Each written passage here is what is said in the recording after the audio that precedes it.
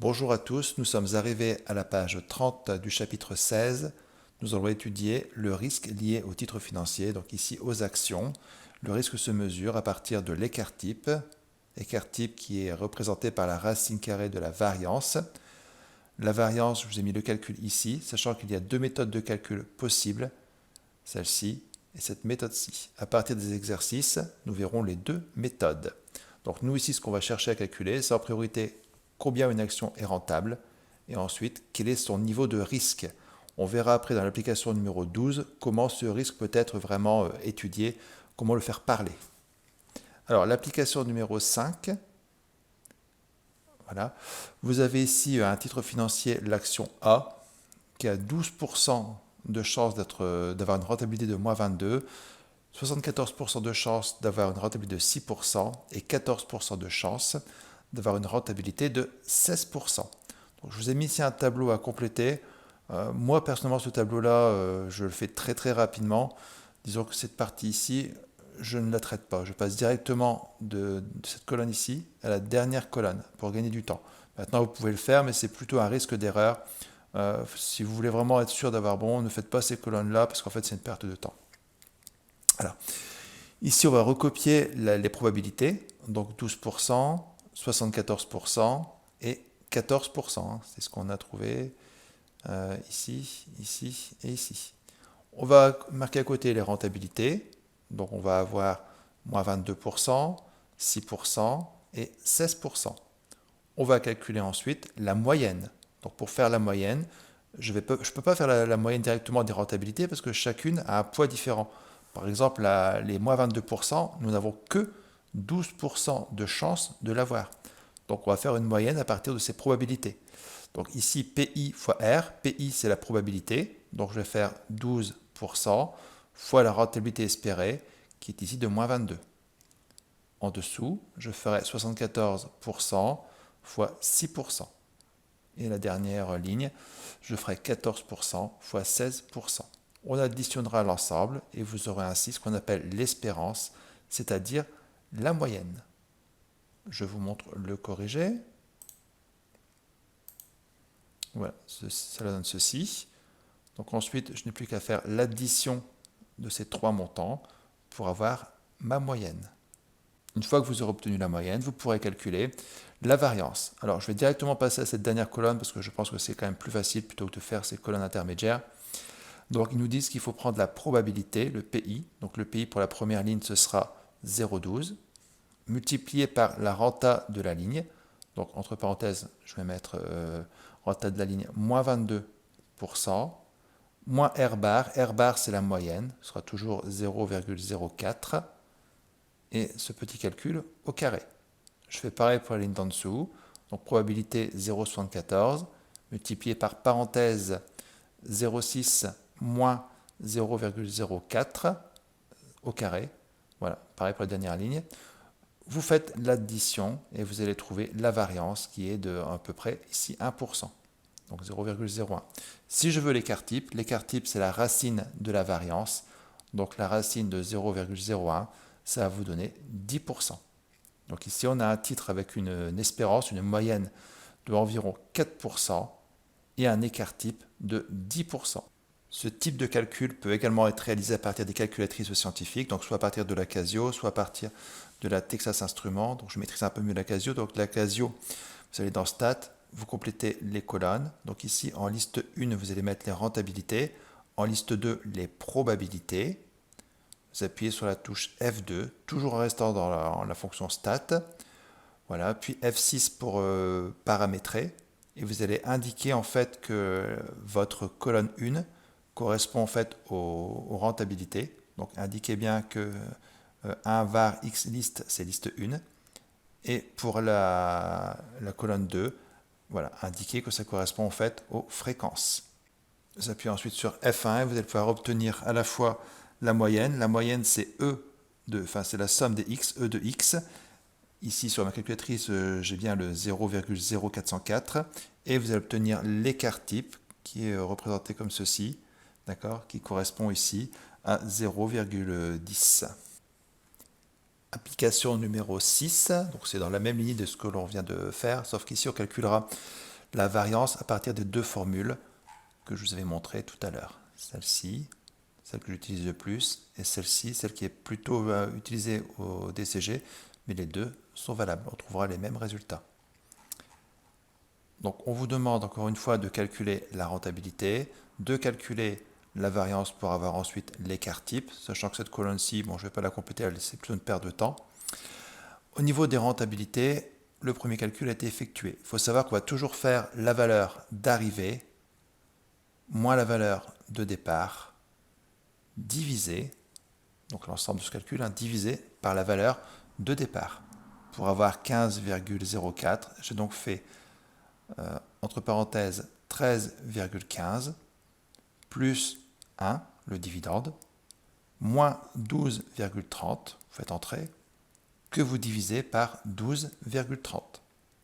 Si je fais la ligne d'en dessous, pour avoir ici la rentabilité, je vais faire 18,90 plus le dividende de 1,30, moins valeur de départ 13,15, le cours de départ, et le tout divisé par 13,15. On veut savoir en fait d'une année sur l'autre quelle a été la progression, la rentabilité qu'on a pu espérer.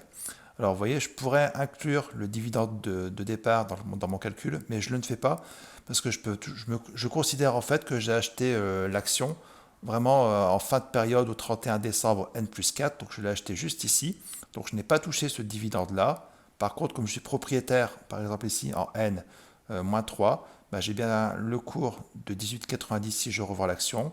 Pendant l'année, j'ai touché mes 1,30 de dividende et j'avais acheté cette action 13,15 parce que vous n'allez pas acheter une action avec son dividende, vous n'achetez que l'action.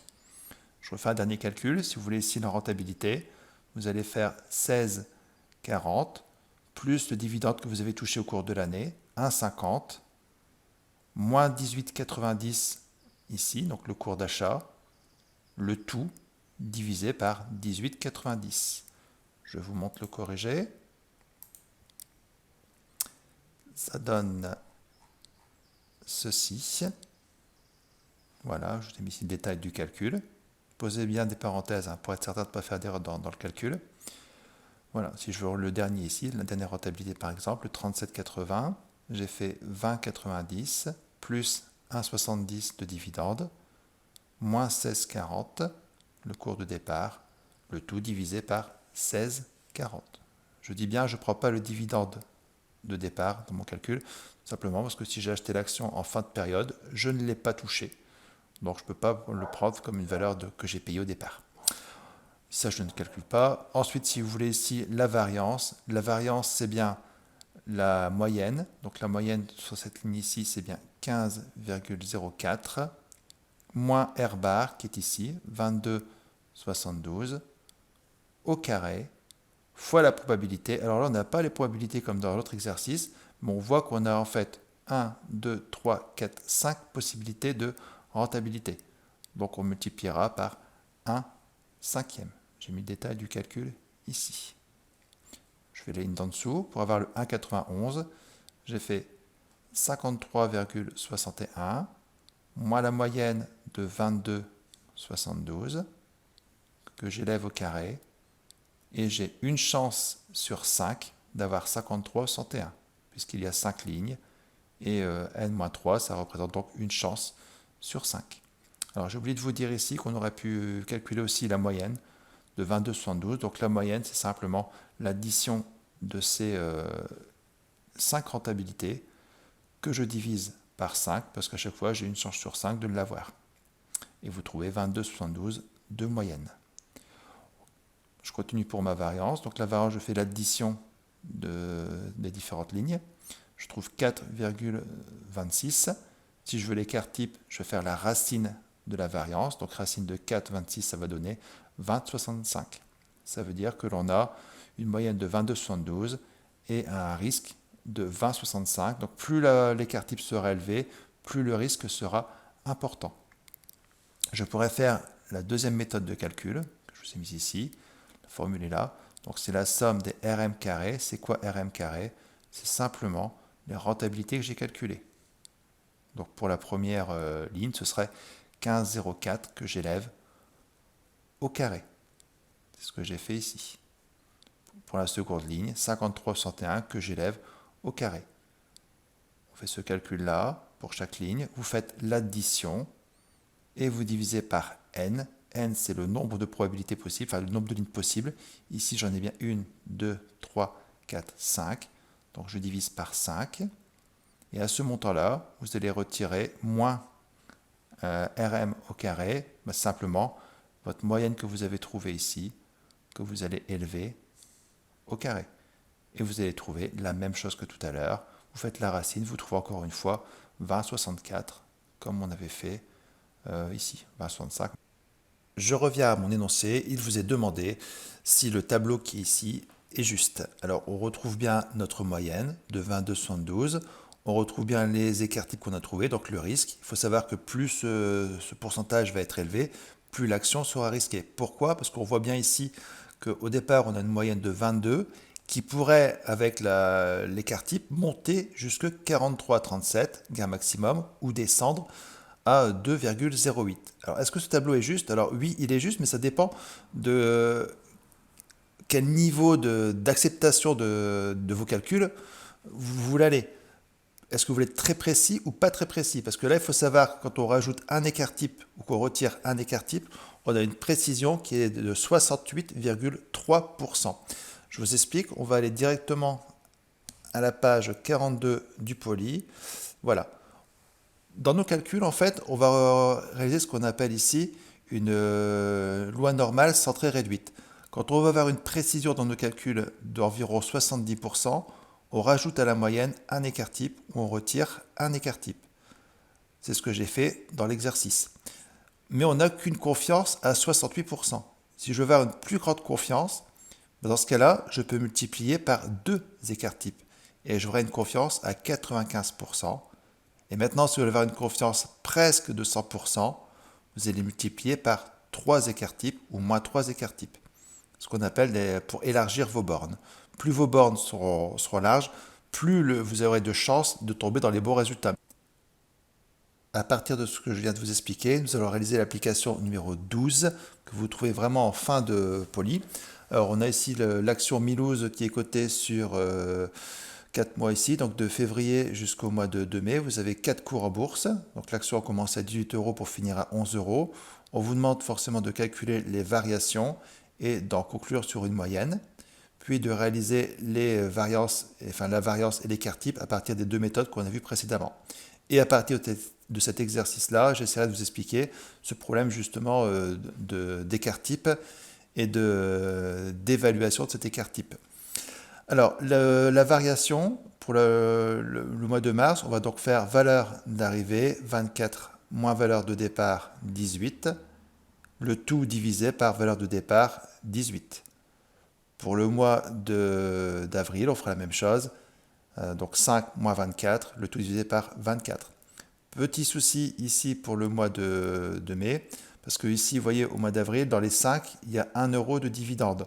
Donc si on avait acheté le titre ici à la fin du mois d'avril, en fait, le titre, vous auriez payé que 4 euros. Les dividendes, vous ne les auriez pas payés et vous n'auriez pas touché. Donc c'est comme si ici, c'était marqué 4. Le dividende n'aurait pas eu d'impact. Donc pour le mois de mai, je vais donc faire 11 moins 4, le tout divisé par 4. Je vous montre le corrigé. Voilà, là j'ai expliqué pourquoi j'ai pris 4 et pas 5, hors dividende. Ça vous donne ceci, avec l'explication ici. Vous voyez bien que j'ai ici retiré le petit dividende de 1 euro. On retrouve nos variations. Je fais la moyenne, donc j'ai additionné 0,33 plus moins 0,79 plus 1,75. Donc la moyenne, donc le tout divisé par 3, j'ai trouvé 0,43. Donc le titre rapporterait, vous voyez, franchement, il rapporte pas grand-chose. Enfin, si, il rapporte quand même beaucoup, il rapporte 43%. D'accord? Parce que n'oubliez pas que c'est en pourcentage. Je calcule mes variances. Donc, première méthode, celle que je préfère. Donc le PI, à chaque fois, vous avez une chance sur 3 d'avoir cette rentabilité-là. Donc le 33% de rentabilité que vous avez ici, vous avez une chance sur 3 que ça arrive. Donc je vais faire un tiers multiplié par la moyenne, ce sera 0,33, moins R bar, moins 0,43, le tout au carré, vous aurez 0,032. Pour la seconde ligne, même type de calcul, j'ai toujours une chance sur 3, donc un tiers multiplié par, attention, moins 0,79, moins la moyenne 0,43, le tout au carré, et vous retrouvez 0,49. Hein. Vous avez le détail des calculs juste ici. Vous faites l'addition, vous allez trouver 1,08.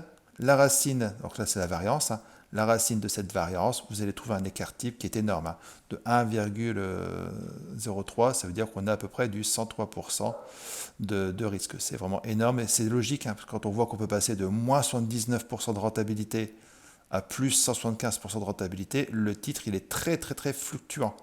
Vous voyez, on passe de 24 à 5, ça bouge énormément, après ça remonte. Donc ça explique qu'il y a beaucoup de risques à acheter ce titre. Il est très volatile. Je peux faire l'autre méthode, donc c'est RM au carré. RM, donc c'est ce que j'ai ici, donc c'est la moyenne pour ce mois-là, donc c'est 0,33 au carré. Ensuite, je fais pareil pour la ligne d'en dessous, moins 0,79 au carré, et ainsi de suite, 1,75 au carré. Vous faites l'addition de ces trois montants, puisqu'on a bien la somme qui est ici, divisé par n, on a bien 3 lignes, donc je vais faire l'addition de tout ça divisé par 3, et à ce montant-là, je vais retirer Rm bar, donc je vais au carré, donc je vais retirer ici 0,43 au carré. Vous avez ici la formule qui est expliquée. Donc on retrouve bien à chaque fois la moyenne au carré, l'addition de ces trois moyennes que je divise par 3, moins la moyenne au carré. Voilà. Voilà, donc vous pouvez constater que le titre Milouz rapporte du 43% en moyenne. Seulement, il est quand même hyper risqué parce que cette moyenne peut varier de 103% autour de ces 43%. Ça se confirme. Hein. Vous voyez, on passe de 18 à 5, on remonte à 24, le cours n'arrête pas de bouger. Donc c'est pour ça qu'il y a beaucoup de risques à acheter ce titre. Vous pouvez faire une sacrée plus-value, passer de 5 à 11, mais on peut aussi passer de 24 à 5. Alors la suite de l'exercice, on vous demande ici, on imagine en fait pour le mois de juin 2020, qu'il y a trois possibilités de cours pour le titre Milouz.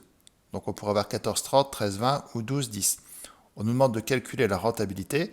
Alors si on prend comme hypothèse que le cours pourrait être de 14,30, je vais faire 14,30, donc valeur d'arrivée, moins valeur de départ. Donc là on est au mois de juin, donc je vais prendre la valeur de départ, ce sera celle du mois de mai, donc 11 ici. Donc 14,30 moins 11, le tout divisé par valeur de départ, divisé par 11. Si je prends maintenant la deuxième hypothèse pour le mois de juin, c'est-à-dire avoir une renta de 13,20, je vais faire 13,20 moins 11, entrée, divisé par 11. Et troisième possibilité, avoir un cours de 12,10, donc 12,10 moins 11, toujours la valeur de départ, divisé par 11, la valeur de départ. On travaille bien sur le mois de juin avec trois hypothèses possibles que l'on compare au mois de mai. Une fois qu'on a fait ça, vous pouvez calculer l'espérance, c'est-à-dire la moyenne du titre. Donc la moyenne du titre, je vais faire à chaque fois la renta que j'ai trouvée sur chaque ligne, multipliée par sa probabilité. Donc si je vous montre le corrigé, on va retrouver ici pour calculer l'espérance 0,30, c'est-à-dire la renta probable du mois de juin, multipliée par sa possibilité que ça puisse arriver, donc 0,30 fois 0,2, plus 0,20 fois 0,5 plus 0,10 fois 0,30. On trouvera une renta moyenne de 0,19, soit 19%. Alors, si on veut vraiment être clair, ça veut dire que pour le mois de juin, on a trois possibilités de cours, ici, chacun avec une probabilité ici de 20%, 50%, 30%. Donc, on va calculer la moyenne que ça pourrait nous faire. Donc on a quand même 20% qui est 30% de rentabilité, 50% qu'on est 20% et 30% qu'on est 10%. Voilà, ce qui fait une espérance de 0,19. Je peux à présent calculer la variance et mon écart type. Donc la variance ici, je vais à chaque fois faire la probabilité. Donc ici ce n'est pas une chance sur 3 parce qu'on nous donne des probabilités. Donc obtenir 30% de rentabilité, nous avons quand même 20%. Donc je vais faire 20% multiplié par la rentabilité, moins R bar, 0,19 au carré, plus 0,5, donc c'est la probabilité pour la ligne numéro 2, fois 0,2, moins 0,19, c'est R bar au carré, comme on a fait précédemment. On trouve 0,049. Je fais la racine de 0,049 et vous allez trouver 0,07, soit à peu près 7%. Donc ici, on a pour le mois de juin une espérance de rentabilité de 19% et ça pourrait varier autour de ce 19% de plus ou moins 7. D'accord? C'est justement l'objet de la suite de l'exercice. Donc j'ai mis application 12 suite et fin. Donc c'est la dernière page du poly, c'est la page 44. On vous demande de réaliser une analyse. Donc j'ai complété, on vous demande de compléter les bornes.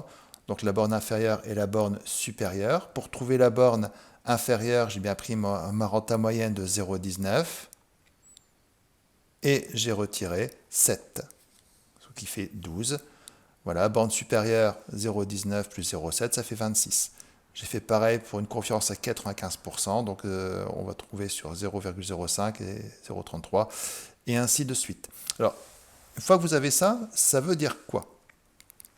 Alors oui, attention, petit détail, quand j'ai fait le calcul de ma borne inférieure ici avec une confiance à 95%, j'ai dû prendre deux écarts types. Rappelez-vous tout à l'heure le petit schéma des lois normales, que je peux vous remontrer d'ailleurs. Voilà, c'est ce schéma que vous avez ici. Quand on prend un seul écart type, on a une confiance à 68%. Si vous voulez deux écarts types, vous aurez une confiance à 95%. Alors quand je dis qu'il faut en prendre deux, ou même trois, ça veut dire que vous allez multiplier à chaque fois votre écart type par 3 ou par 2 ou par 1, ce qui ne servira à rien. Donc c'est bien ce que j'ai fait ici. Pour par exemple une confiance à 95%, je prends toujours ma moyenne qui est de 0,19, mais ici, pour une borne inférieure, moins 2 fois l'écart type. Si je veux la borne supérieure, toujours ma confiance à 0,19, ma rentabilité, pardon, pas ma confiance, ma renta à 0,19, plus 2 écarts types. Mais j'aurai une plus grande confiance. Pareil pour la troisième ligne, je prends ma rentabilité moyenne pour la borne inférieure, moins 3 écarts types. Vous voyez, à chaque fois, je multiplie mon écart type pour élargir ma borne, mais forcément, ma confiance va augmenter. Je suis presque à 100%. D'accord? Donc, on vous demande des dernières questions, expliquer par exemple la probabilité à 95,40. Là, je suis presque à 100% sûr qu'au mois de juin, j'aurai une rentabilité de 19% et qu'autour de cette rentabilité, ça pourrait au minimum descendre à 5% et au maximum augmenter à 33%. Et là, je suis dans une borne de 95% de confiance. Si vous voulez maintenant une confiance supérieure, pratiquement à 100%, à 99,70%, là, vous avez une borne inférieure qui pourrait tomber à moins 2% et une borne supérieure augmentée à 40%. Alors, vous pourrez me dire, on peut encore aller plus loin. On pourrait imaginer que vous voulez une confiance quasiment à 100%. Il faudrait multiplier cette fois-ci par 4 écarts types pour encore se rapprocher de la perfection. Sachant que la perfection avoir une certitude de 100%, vous ne l'aurez jamais. Donc, si vous mettez 4 écarts types, vous aurez peut-être 99,90% de chance. Mais ce n'est pas sûr à 100% qu'on soit dans ces bornes-là. C'est pour ça qu'à la question suivante, je vous dis, est-il possible d'obtenir une espérance en juin de 0,42? Oui, parce que même si on a une confiance à 99,70%, on peut quand même tomber au-delà de cette borne-là. On a quand même 0,30%, c'est très peu, de probabilité qu'on ait une renta qui soit hors borne. Imaginez qu'il y ait une pandémie, qu'il y ait le problème de la guerre, qu'il y ait n'importe quoi, un tremblement de terre. La bourse peut totalement s'effondrer ou au contraire fortement augmenter. Donc notre confiance à 100%, vous ne l'obtiendrez jamais. Alors, cette histoire de borne d'écart type et de borne supérieure, borne inférieure, c'est plus du DSCG que du DCG. Mais j'essaie de vous l'expliquer pour que vous puissiez comprendre que quand on trouve un écart type, la confiance n'est pas totale. Quand on fait les calculs tout simples comme en DCG, vous avez généralement une confiance à 68%. Si vous augmentez vos écarts types en les multipliant par 2 ou par 3, vous allez augmenter votre confiance dans les résultats que vous allez obtenir. Mais il faut dire que vous avez bien compris que le but de ce chapitre, de cette vidéo, est de vous faire comprendre que pour chaque action, on va être capable de calculer une rentabilité, sa moyenne, qu'on appelle aussi l'espérance, mais également son écart type, c'est-à-dire la mesure de son risque. On a trouvé la rentabilité, et je voudrais savoir autour de cette rentabilité à combien ça peut monter ou descendre. Alors après, ça dépend d'une question de confiance. Est-ce que vous voulez une confiance avec un seul écart type donc comme on a fait tout à l'heure, comme on a fait ici par exemple, ou une confiance plus affinée, plus précise, en prenant 2 écarts types, 3 écarts types, même 4 écarts types, mais vous ne serez jamais certain à 100% que les bornes que vous allez obtenir autour de votre rentabilité, on ne pourra pas aller au-delà. D'accord? Alors, sur la suite du chapitre, là, je vous explique aussi ce que c'est qu'un titre, que le risque des titres. Donc, vous avez un titre comprend à chaque fois 2 risques. Le risque global comprend le risque de marché, qu'on appelle aussi le risque systématique. C'est le risque lié au système.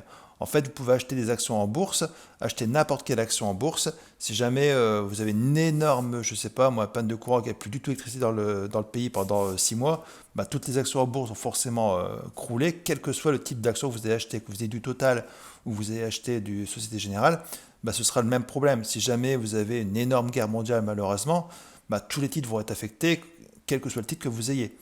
D'accord? Donc ça, c'est le risque systématique. Ce risque-là doit être rémunéré parce que vous prenez un risque, vous allez en bourse et c'est impossible, enfin en allant en bourse, c'est impossible de lutter contre ce risque-là parce que vous achetez des actions.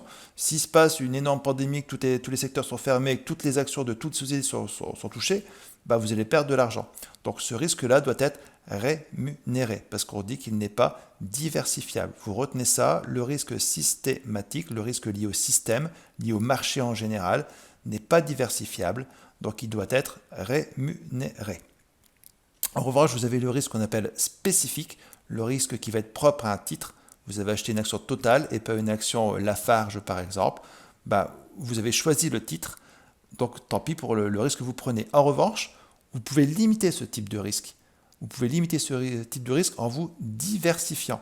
Ça veut dire que plutôt que d'acheter une action, je ne sais pas moi, Total, une action qui est encore dans le pétrole, bah vous achetez une action dans le pétrole, une action dans la grande distribution, une action dans le luxe, une action, je ne sais pas moi, dans le ciment. Voilà, dans des secteurs d'activité totalement différents, bah, tous les secteurs, logiquement, s'il y avait une crise, ne devraient pas peut-être être tous touchés. D'accord? Je prends un exemple avec ce qui s'est passé récemment, avec la guerre en Ukraine contre la Russie. L'action d'assaut a augmenté, alors que l'action, par exemple, Total avait chuté. D'accord? Donc, en se diversifiant, en prenant des actions dans divers secteurs, vous pouvez réduire le risque. On estime que dès que vous avez acheté une trentaine d'actions dans des secteurs différents, bah, ce risque-là, vous l'avez quasiment fait disparaître. Donc, on ne voit pas de raison particulière pour que ce risque, ce que j'ai mis ici, soit rémunéré par le marché. Parce qu'en vous diversifiant, vous allez réduire ce risque à son minimum. C'est le petit schéma qui est ici. Le risque systématique lié au système, au marché en général, vous ne pouvez pas lutter contre. En revanche, le risque spécifique, plus vous allez acheter des actions, donc on a ici les actions représentées, plus vous allez en acheter, plus ce risque va diminuer pour pratiquement disparaître. À la fin, si vous avez 50 actions de secteurs différents, il ne vous restera plus que le risque systématique. Bref, pour courir le moins de risques en bourse, faire baisser son écart type, son risque, ben le but c'est de se diversifier, acheter des titres de secteurs différents. Alors c'est se constituer ce qu'on appelle un portefeuille, que vous avez ici, un portefeuille de titres. Donc en DCG, souvent on se contente de 2 titres de secteurs différents. Mais en DCG, vous voyez, j'ai mis plus, on peut continuer nos formules avec des titres de plein de secteurs différents et des nombreux titres. Ça fait quand même des calculs compliqués et souvent si on n'a pas Excel, c'est pratiquement infaisable. Alors si je veux savoir l'espérance, donc la moyenne, la rentabilité de mon portefeuille, donc j'ai plusieurs titres, je veux savoir combien le portefeuille en moyenne me rapporte, bah, je vais prendre par exemple, j'ai 20% de titres hors PA, donc 20% multiplié par la rentabilité du titre hors PA, plus par exemple 80% de titres Lafarge, donc fois la rentabilité du titre Lafarge. Quand je connais maintenant mon espérance du portefeuille, je sais combien il me rapporte en moyenne, j'aimerais connaître aussi son niveau de risque. Ça va se mesurer aussi par l'écart type. Alors pour l'écart type, vous avez 2 formules qui sont ici. Vous avez ces formules ici, donc c'est quasiment la même formule, ou alors cette formule-là. Alors pourquoi il y a 3 formules, mais pourquoi en fait il y a 2 possibilités différentes dans les calculs? Ça va dépendre si vos actions ont un lien l'une avec l'autre.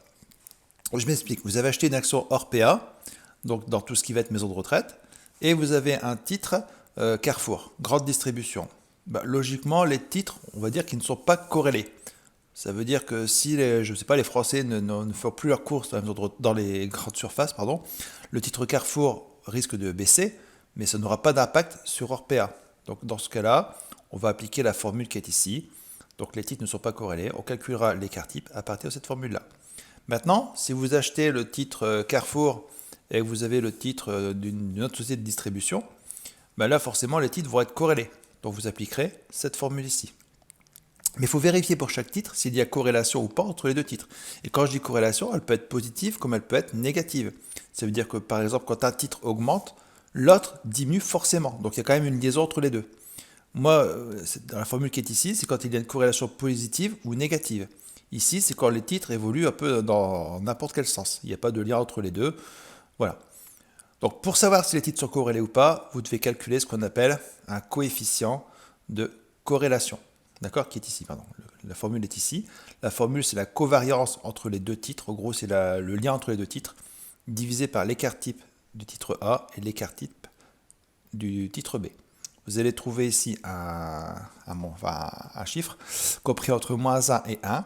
Alors ça veut dire quoi? Ça veut dire que plus vous allez être proche de 0, plus les titres ont une renta totalement indépendante. Par exemple, Carrefour et Orpea. En revanche, vous pouvez trouver un coefficient proche de 1.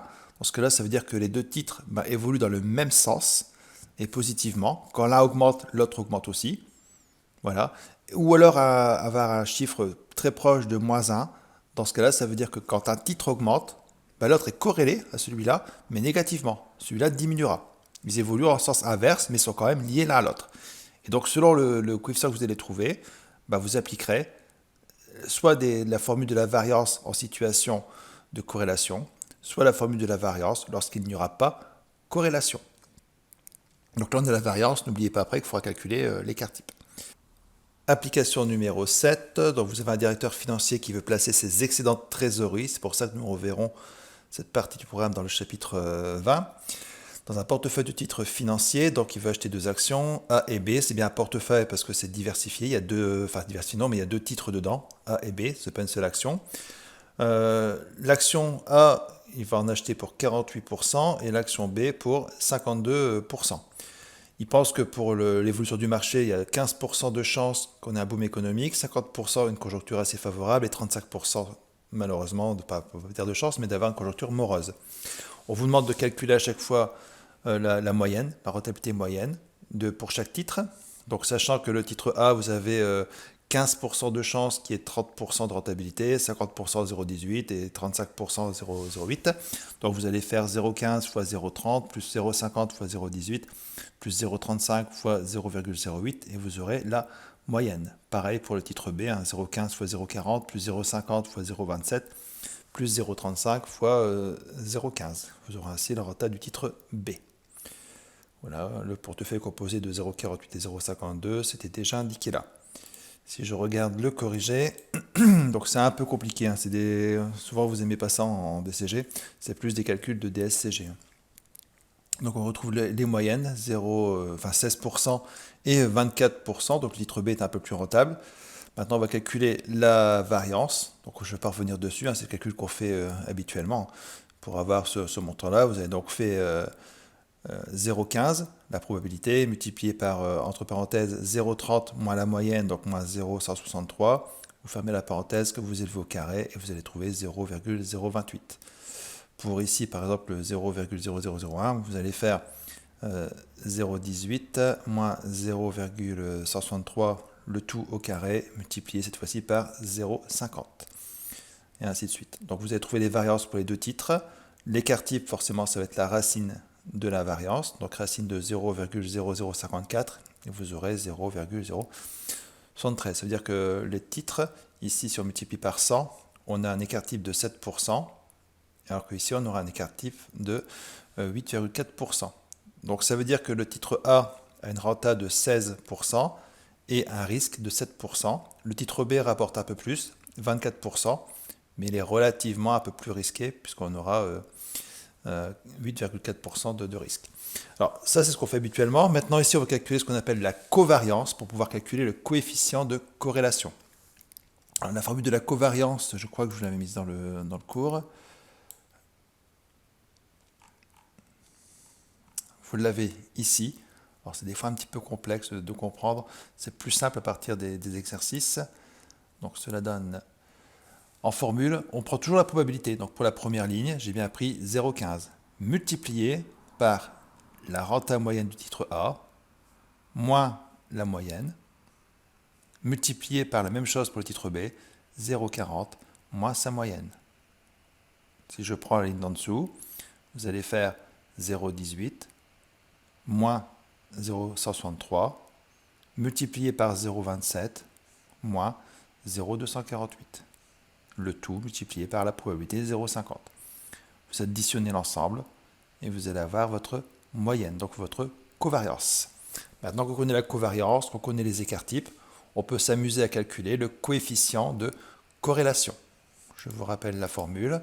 Coefficient de corrélation, on l'a ici, c'est la covariance des deux titres divisé par l'écart-type du titre A et l'écart-type du titre B. Cela nous donne, je l'ai mis ici, donc on a bien la covariance 0,062 qu'on a trouvé ici, divisé par l'écart-type du titre A multiplié par l'écart-type du titre B qu'on a trouvé ici. Et vous allez trouver 1,01. Ça veut dire qu'on est très corrélé. C'est un peu logique. Pourquoi c'est logique? Si vous regardez l'énoncé, pour ces deux titres-là, il y a un titre qui représente le marché de la bière et l'autre le marché des chips. Nous sommes en 2018, année de Coupe du Monde. Forcément, les deux sont très corrélés. Lors de la Coupe du Monde, il y a beaucoup de personnes qui ont acheté de la bière pour regarder les matchs et qui ont acheté des chips. Donc quand un titre augmentait, l'autre augmentait aussi. Donc ils sont corrélés cette fois-ci positivement. C'est pour ça qu'on trouve 1 en corrélation. Vous voyez, normalement on trouve entre moins 1 et 1. Là, elle est tellement bonne la corrélation qu'on trouve même au-dessus de 1. Donc les titres sont parfaitement corrélés. Je reviens à mon corrigé. Donc j'ai calculé mon coefficient de corrélation.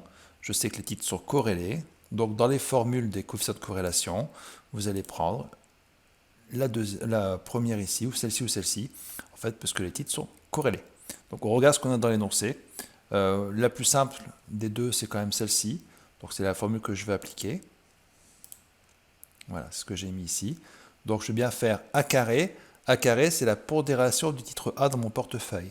On a dit qu'on avait 48% de titre A. Donc 0,48 au carré, multiplié par la variance du titre A, qu'on a calculé ici, plus B carré, c'est la pondération du titre B dans mon portefeuille, où on a 52%, que j'élève au carré, fois la variance du titre B, que vous avez ici, plus, alors 2 fois AB, donc 2 fois 0,48 fois 0,52, multiplié par la covariance entre les deux titres.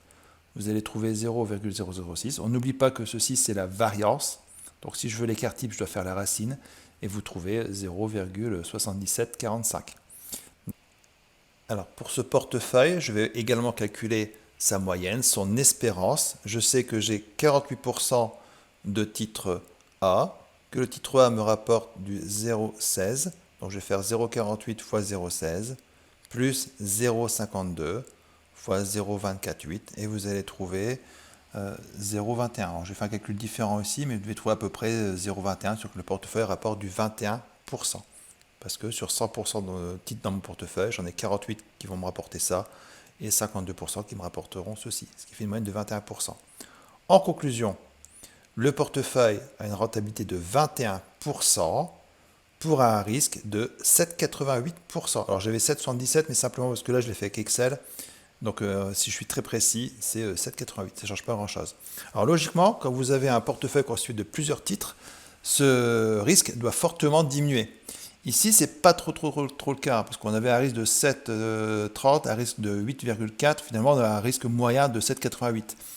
Les titres sont fortement corrélés, donc si jamais il n'y a pas de Coupe du Monde, la bière et puis les chips, tous les deux vont baisser. Donc il faudrait des titres de secteurs différents. Quand on veut vraiment bien se diversifier, il faut acheter des titres de secteurs différents. Et dans ce cas-là, la diversification permet, c'est quand même le but de la diversification, c'est à retenir ça, permet de faire baisser le risque général d'un portefeuille. C'est ce qu'on a vu tout à l'heure avec la fameuse courbe dans l'énoncé. Je l'avais montré tout à l'heure. Voilà. Plus vous achetez des titres, mais forcément de secteurs différents, plus le risque spécifique, le risque propre à chaque titre, va diminuer. D'accord? Par contre, ici, comme on a pris des titres du même secteur d'activité quasiment, ou qui sont très liés l'un à l'autre, sont corrélés, le risque spécifique n'a pas vraiment baissé. Voilà. Alors, il reste encore des exercices pour ce chapitre-là, ou une des petites parties de cours. Application 8 par exemple, mais je vous ai mis le corrigé, il demande de calculer le pair, c'est pas très très compliqué. Il vous demande de calculer la rentable moyenne, c'est pas compliqué non plus.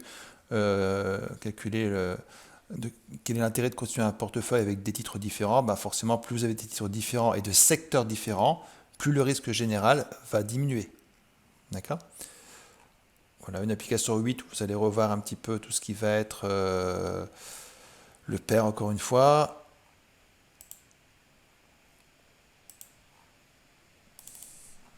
Voilà, d'autres applications, on va recalculer les coupons courus. Donc tout ça, on l'a déjà fait. Donc je vous mets le corrigé sur Dropbox.